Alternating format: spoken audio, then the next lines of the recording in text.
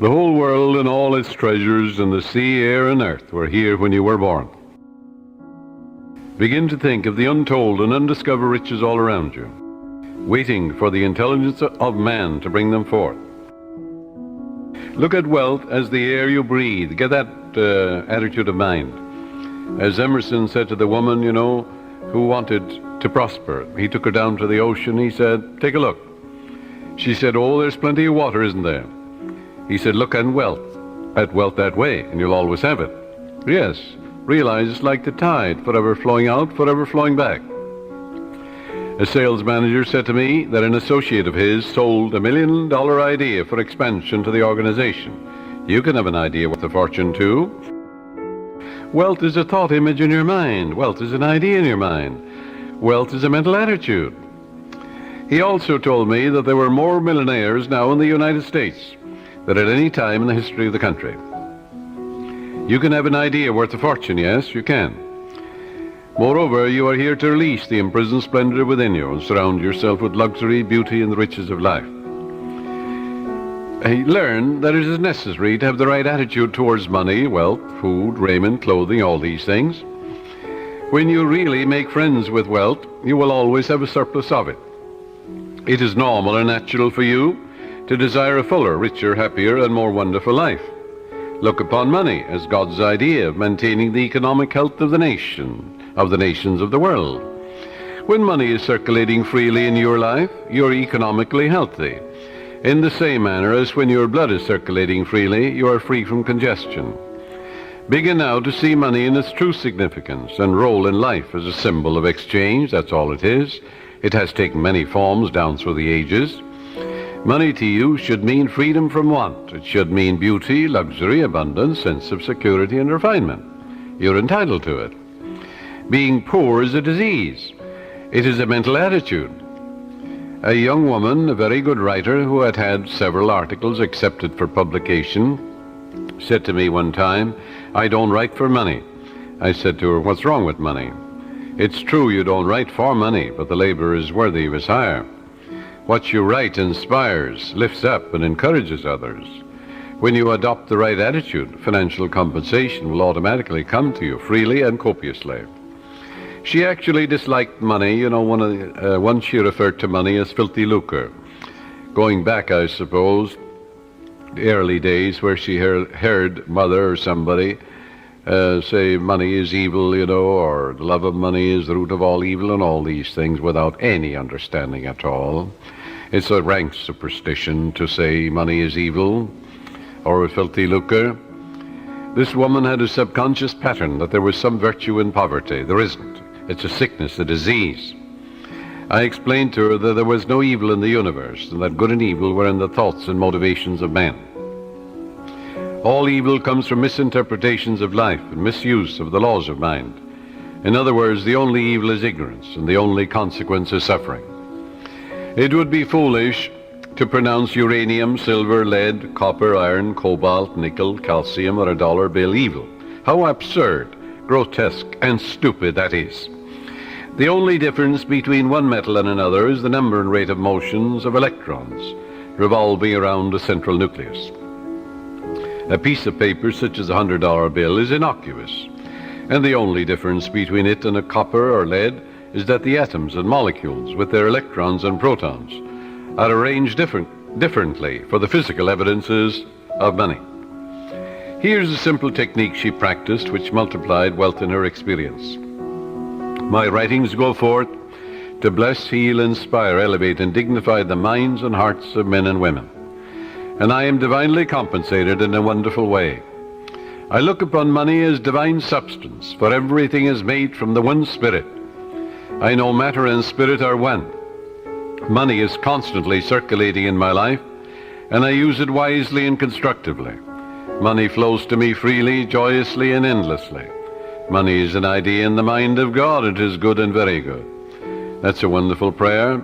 It eradicates that superstitious nonsense about money being evil and things of that nature, or there's some virtue in poverty, or the Lord loves the poor. All of that is rank superstition.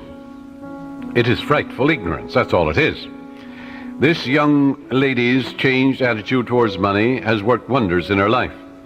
It'll work wonders in your life too. And she has completely eradicated that strange, superstitious belief that money was filthy lucre. She realized that her silent condemnation of money caused money to fly from her instead of to her. Her income has tripled in 3 months, which was just the beginning of her financial prosperity. Some years ago, I talked with a clergyman who had a very good following. He had an excellent knowledge of the laws of mind and was able to impart this knowledge to others. But he could never make ends meet. He had what he thought was a good alibi for his plight by quoting from Timothy, "For the love of money is the root of all evil." That's in the book of Timothy, in the 6th chapter, 10th verse. Forgetting what followed in the 17th verse of the same chapter. In other words, taking it out of context, when Paul charges the people to place their trust or faith in the living God, who giveth us richly all things to enjoy. That's also in the book of Timothy. Love in biblical language is to give your allegiance, loyalty, and faith to the source of all things, which is God or the living Spirit or the life principle in you. You are not, therefore, to give your allegiance, loyalty, and trust to created, but to the Creator, the eternal source of everything in the universe, the source of your own breath, source of your life, the source of the hair in your head, the source of your heartbeat, the source of the sun and the moon and the stars, the source of the world and the earth you walk on. If a man says, "All I want is money, nothing else," that's my God, and nothing but money matters. He can get it, of course, but he's here to lead a balanced life. Man must also claim peace, harmony, beauty, guidance, love, joy, wholeness in all phases of his life. How can he live without courage, faith, love, goodwill, joy in this world today?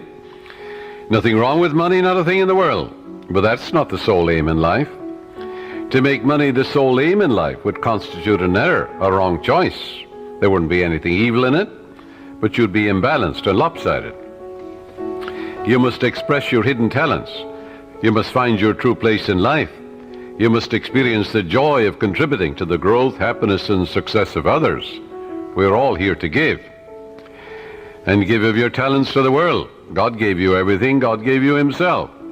You have a tremendous debt to pay because you owe everything you have to the infinite. Therefore, you're here to give life and love and truth to your ideals, to your dreams, your aspirations. You're here to row the boat and put your hand to the wheel and contribute to the success and happiness not only of your children but of the whole world.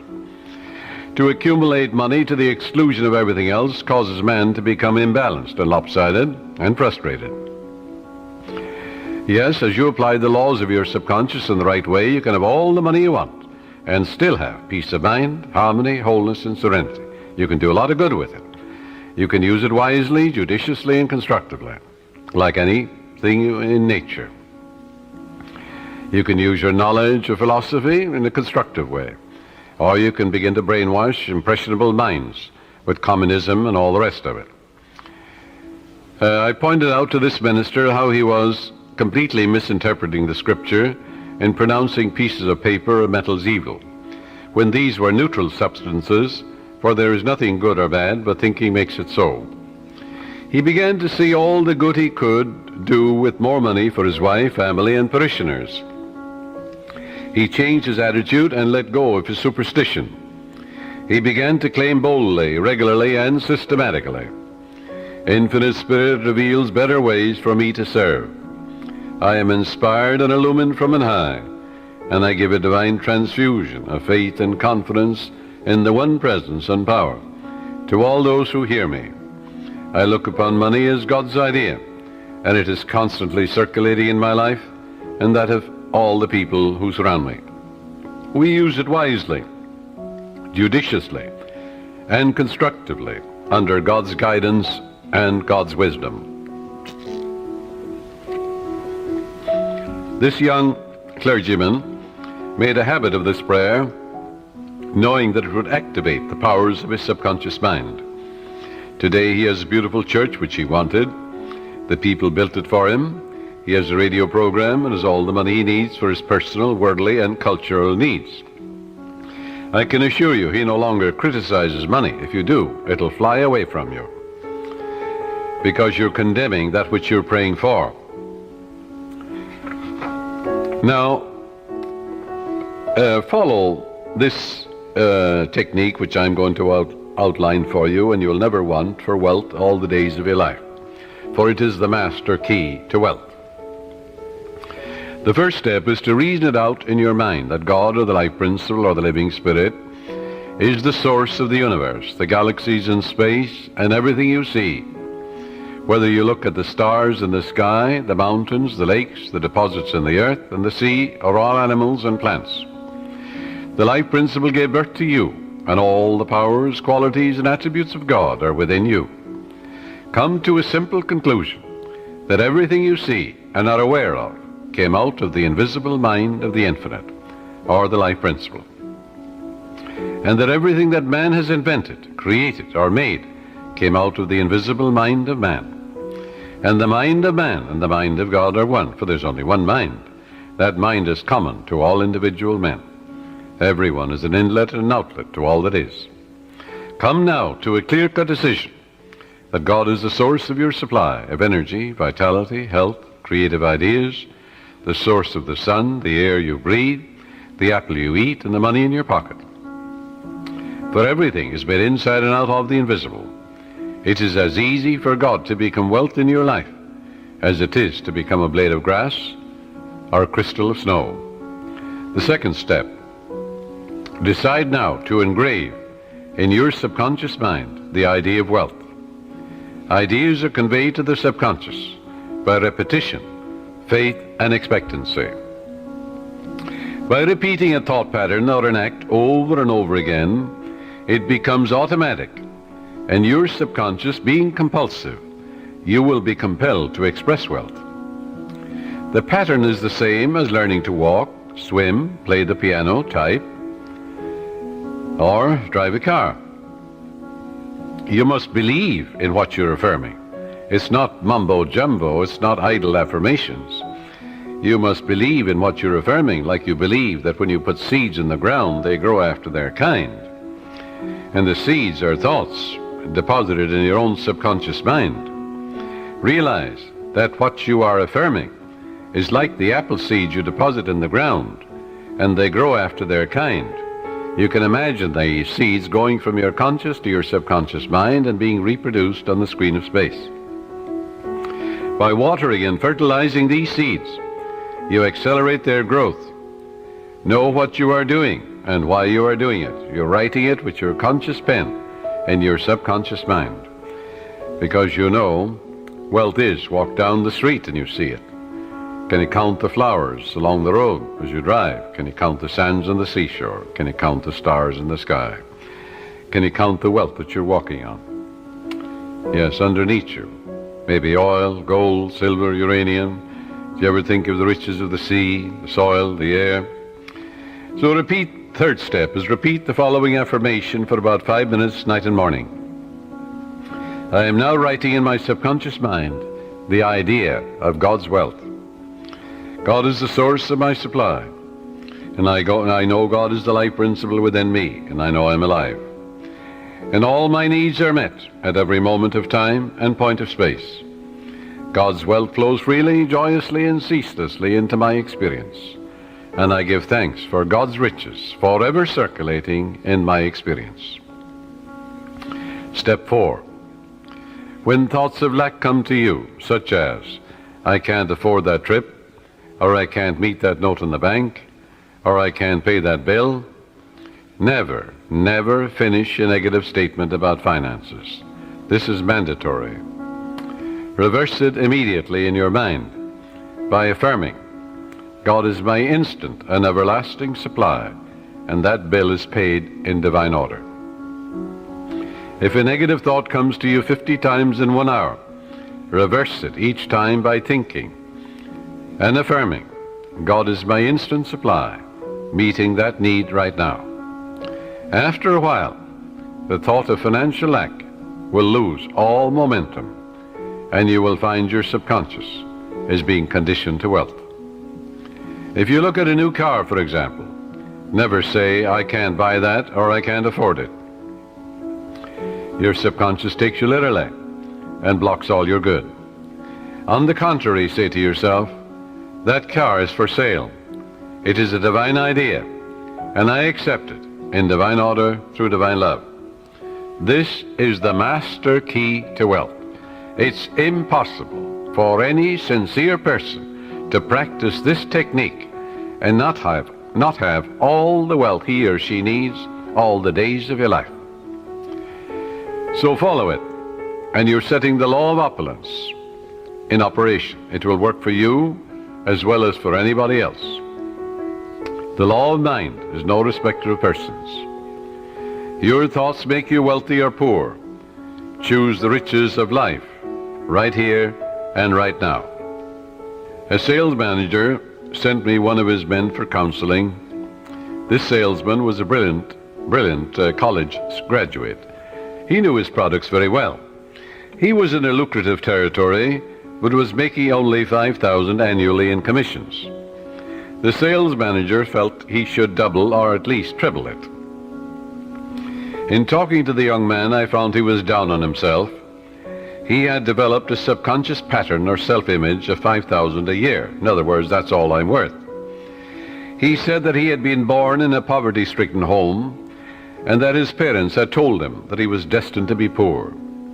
His stepfather had always told him, "You'll never amount to anything. You're dumb, you're stupid."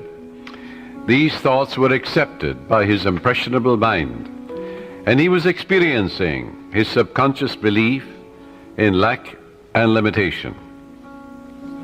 I explained to him that he could change his subconscious mind by feeding it with life-giving patterns. Accordingly, I gave him a mental and spiritual formula to follow, which would transform his life. I explained to him that he should under no circumstances deny what he affirmed, because his subconscious mind accepted what he really believed. Your subconscious mind accepts your convictions, what you really believe. So believe in God's wealth and God's riches, which are all around you, by the way. He affirmed every morning before going to work, "I'm born to succeed. I'm born to win. The infinite within me can't fail. Divine law and order govern my life. Divine peace fills my soul. Divine love saturates my mind. Infinite intelligence guides me in all ways. God's riches flow to me freely, joyously, endlessly, ceaselessly. I'm advancing, moving forward, and growing mentally, spiritually, financially, and in all other ways. I know these truths are sinking into my subconscious mind, and I know and I believe they will grow after their kind." A year later, when I met this young man again, I discovered that he had been transformed. He had absorbed these ideas which we had discussed, and he said, "I am appreciating life now, and wonderful things have happened. I have an income of $25,000 this year, 5 times greater than the previous year." He has learned the simple truth that whatever he inscribes in his subconscious mind becomes effective and functional in his life. That power is within you. You can use it also. The young boy who's operating this machine while I am broadcasting, his name is Robbie Wright. He told me about his uncle who used to work in a bank. And this uncle wanted to make more money for his wife and his children. And he was always affirming, God is my instant supply, I'm divinely guided in all ways, infinite spirit opens up a new door. Well, he told me that his uncle was in town about 2 months ago, and that his salary now is $200,000 a year, all his expenses paid. And he was getting $40,000 when he started to realize the truth about himself. And he's able to do great things and living a wonderful life down south in another state. All of this is an idea. All it was an idea in his mind. Wealth is an idea. A radio is an idea. Television is an idea. An automobile is an idea. Everything you look at is an idea. Suppose you destroyed all the automobiles in the world due to some holocaust. Well, an engineer could run them off, couldn't he? And we'd have millions of them in no time. Use the following meditation for assurance in achieving financial wealth. Thou madest him to have dominion over the works of thy hands. I know that my faith in God determines my future. My faith in God means my faith in all things good. I unite myself now with true ideas, and I know the future will be the image and likeness of my habitual thinking. As a man thinketh in his heart or subconscious, so is he.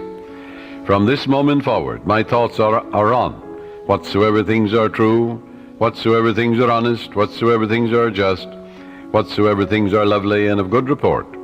Day and night I meditate on these things, and I know these seeds, which are thoughts, which I habitually dwell upon, will become a rich harvest for me. I am the captain of my soul. I am the master of my faith. For my thought and feeling are my destiny. You see, prayers and affirmations are not for the purpose of changing God or the living spirit or the life principle or influencing the divine. God is the same yesterday, today, and forever. You don't change God, but you align yourself mentally with that which was always true. You don't create harmony. Harmony is. You don't create love. God is love. That love of God is within you. You don't create peace. God is peace, and God indwells you. But you must claim that the peace of God floods your mind. You must claim that the harmony of God is in your home, your harmony is in your pocketbook, in your business, in all phases of your life. All of good is available to each of us. Our prayers and affirmations are for the purpose of bringing our own mind to the point where we can accept the gifts which were given to us from the foundation of time. For God is the giver and the gift. The oil was in the ground before you were born, before any man walked the earth. So was gold and silver, uranium and lead and copper and all the metals that we use today. They were all there. Didn't it take a little intelligence in the mind of man to find these things? Yes, so if you send two men to Utah, and one man is a geologist, or he may be also a mineralogist, and he finds nothing. Another man goes, in the first 5 minutes he finds a vein of uranium or silver in the same territory, in the same land. Where was the wealth? The wealth was in the mind of the second man. He believed in a guiding principle. The other fellow found nothing. He was walking on it. So there is a guiding principle that will lead you. That's what led men to find gold and silver and oil and lead and all these things. We don't need to work on conditions. We need only to work on ourselves. The only place we can cure our lack and limitation is in our own mind. Be ye transformed by the renewal of your mind. When we have done it there, we shall find that the world, that is your body, your environment and conditions, will be a mathematical reflection of your inner state of mind. Whatsoever things ye ask for when ye pray, believe that ye have received them, and ye shall have them. That is the basis of all successful prayer, whether for the healing of our bodies, for prosperity, success, for achievement, or for material benefits. Once you convince your deeper mind that you have the thing you want, it will proceed immediately to bring it to pass. You might say to me, how can I convince my deeper mind, my subconscious, that I have riches or any other good thing, when my common sense tells me that bills are piling up, creditors are after me, the bank is calling up to pay for the mortgage and for the money I owe, and so on. You can't. If you keep thinking about debts and obligations and how much you owe, you'll only magnify your misery. But here is a truth about the laws of your mind. Your deeper mind accepts as a fact whatever you repeat to it in convincing tones, often enough, just the same as you learn to walk. You had a thought pattern, an act, whether it is swimming or walking or playing tennis or golf, and you repeat it over and over again. You knew what you were doing and why you were doing it. You want to learn to walk, you want to learn to dance, you want to learn to swim. So finally your subconscious assimilated the pattern, didn't it? And then you swim automatically and you walk automatically. The same procedure in praying for wealth or anything else. Once your subconscious accepts the statement as a fact, it proceeds to do everything possible to bring riches to you.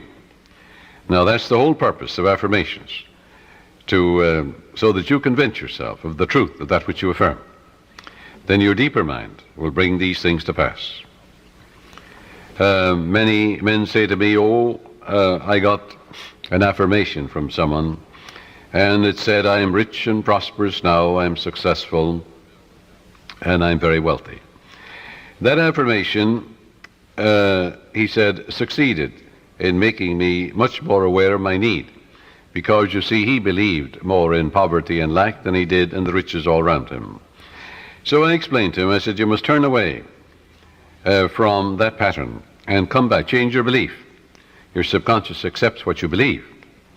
I said, look around you, realize that God created you and the whole world. It's an invisible spirit within you. Everything is made inside and out of it.